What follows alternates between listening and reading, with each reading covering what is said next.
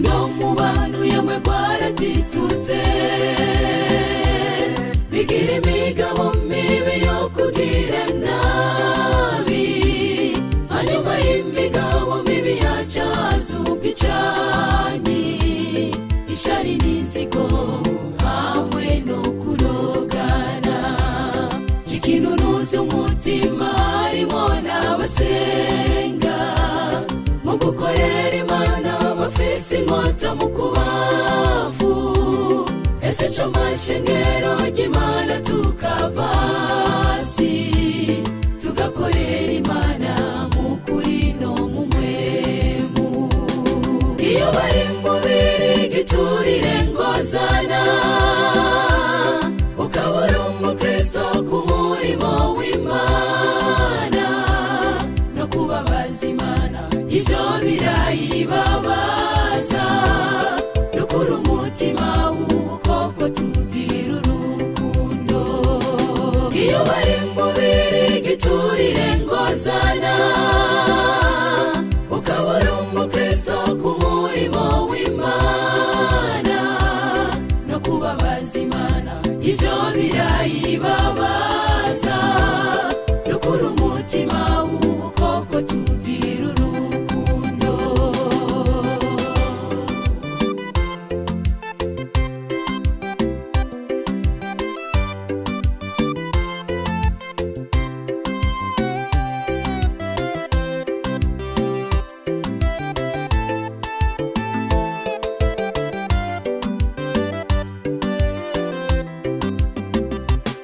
Tugira urukundo nk'uko Yesu yadukunze, kuko n'ibwirizwa riruta ayandi mabwirizwa. Kunda mugenzi wawe nk'uko wikunda, tubabarane tuba bizigirwa muri byose. Ukwikunda nikongere kuba muri twebwe.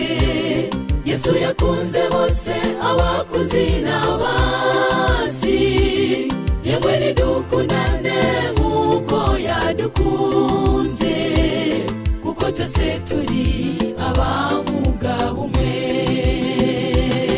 Iyo bari mu birigiturire ngozana, ukabura umukristo ku murimo w'Imana no kubabaza Imana, ivyo birayibabaza. Dukura umutima w'ubukoko tugira urukundo. Iyo bari mu birigiturire ngozana, ukabura umukristo ku murimo w'Imana no kubabaza Imana, ivyo birayibabaza. Dukura umutima w'ubukoko tugira urukundo.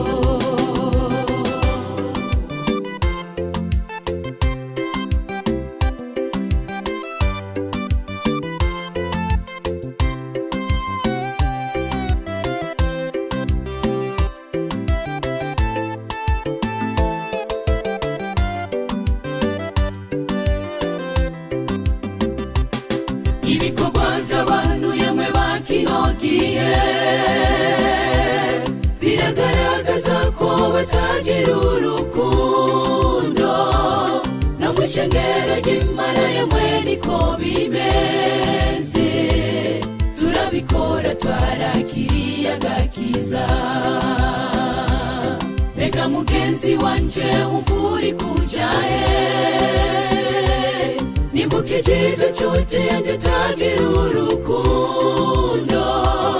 Muze mwese nshuti z'umusaraba tuje hamwe, twivugurure tudatsindwa n'urubanza.